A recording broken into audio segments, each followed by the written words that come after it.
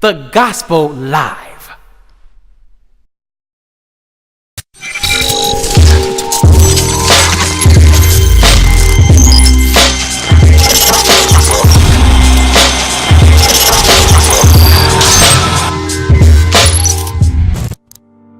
Talented music producer Dana Sorey's list of artist creds include so many we know like Jason Nelson, Ty Tribbett, Anthony Brown, Molly Music, and Marvin Sapp.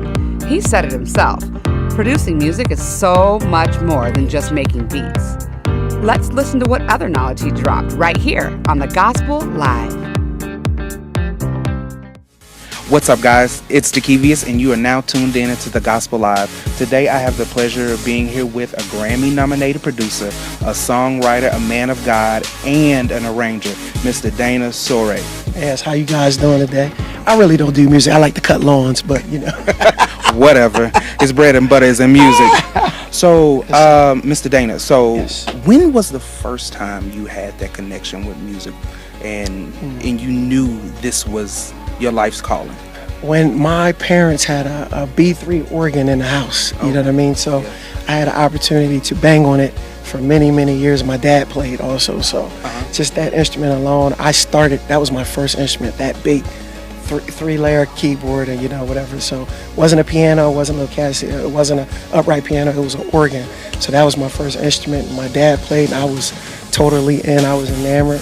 Sleeping, waking up to music every day of my life. So yeah, we're talking about from birth, you know. So as songwriting, I'm pretty sure with playing the instrument, songwriting came after that. So who were some of your inspirations growing up, and what does it really take to put emotion into a song? Oh yeah, well you have, I mean, we'd be here all day me naming my favorite songwriters, but some of my favorite, I have some really weird ones. I used to love Luther Vandross. My uncle used to play Luther Vandross and just listening to songs like that.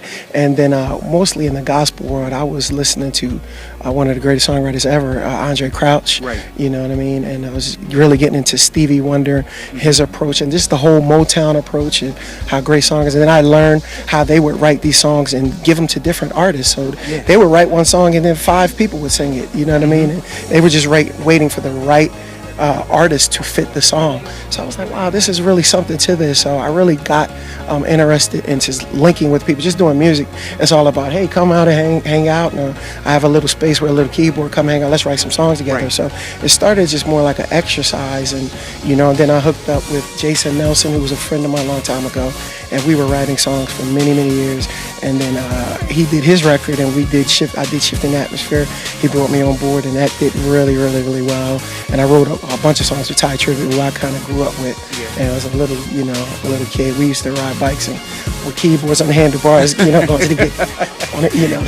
So we, you know, I grew up with some great songwriters, you know, that are now, you know. So we learn together, you know. But it takes some serious passion to really understand. We were talking earlier about what the songs really mean, and they come with characters and dynamics and stories. So you just have, everything is a song, every story is a song. You know, me meeting you could be a song. So it's about paying attention to the big picture. You know, at the end of the day.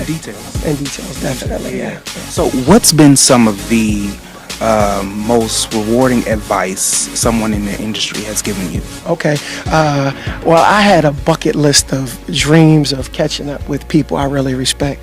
I had my bucket list and I didn't do a big, huge bucket list. I could have said Quincy Jones and Michael Jackson. And, hey, let me be realistic. I said, okay, let me see who's the best at what they do. And I said, okay, you got Aaron Lindsay, who's one of the greatest gospel producers. You have Tommy Sims. You have Warren Campbell. So I made my list small.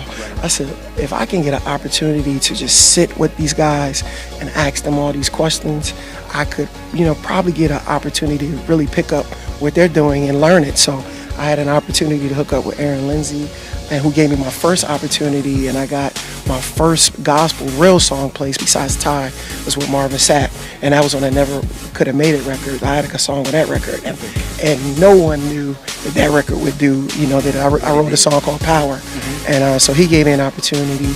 And then, of course, so many other people. Then I looked at Warren Campbell. He taught me how writing is a muscle. You should work out every day at it because the more you do it, the stronger you're going to get. So those kind of people in my life, and Aaron Lindsay just taught me production and simpler is better. James Poyser with the Roots, he taught me to simplify my arrangements. I was writing songs, but I was too musical and not leaving space for a song to be written. So sometimes musicians trying to be producers, they become so musical because we're thinking about the music being dope and so fat, but we're not thinking about laying a bed so a lyric could actually sit on a melody like that. So I've learned from a few great people in my life. I truly blessed to link up with some serious guys. That bucket list might have been small, but it was very impactful. Very impactful. Yeah. So what are some of the new things? You're a busy man. You're working, you're grinding. Yeah. What are some of the new projects that you have going on? Okay. Well, one of the most important projects to me is I have a company called Seabass Entertainment out of Delaware, and I have an artist by the name of Angie White, and that's that CD.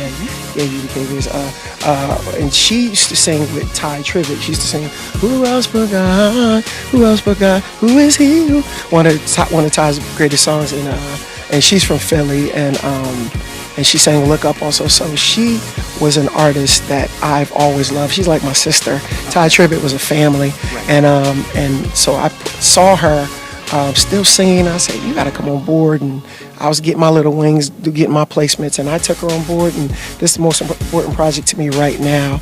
I have some other things, but really I want you to pick that project up, Angie White. I Am Angie White. So it has 7 songs on here. Yeah. Which one do you think is the most? Oh man, it's so hard. Yeah. I could tell you, I think my absolute favorite is a song called "Most High," and it's a song that Paris Bowens and myself wrote. And then it's another great song, "Keep Me Searching." But "Most High" is really like she's in her lyrical bag, and melody is everything, and really a touching song. As far as the newest projects, I'm working on Miranda Curtis, who's out of Atlanta, Jason Nelson's new record. I'm working on Anthony Brown's new record, and that's just to name a few. I'm just trying to stay busy. I have a little girl going to college, so I gotta bake cookies or do music. Take my pick here. You gotta do it. Yeah. So where can we find you, your music, the people that you work with? Yeah, definitely. I have a website, www.danasorey.com, and it's DANA, last name SOREY.com. I'm on there. My handle on IG is DCBazz, DCBAZZ. I'm on Instagram, Dana Sorey, and you can also follow Angie's music too. You can always catch me up there, and I'm around. Dana, it has been a pleasure. Thank you so much. Thank you. The Gospel Live, thank you for having me, and I appreciate every second of it. Yes.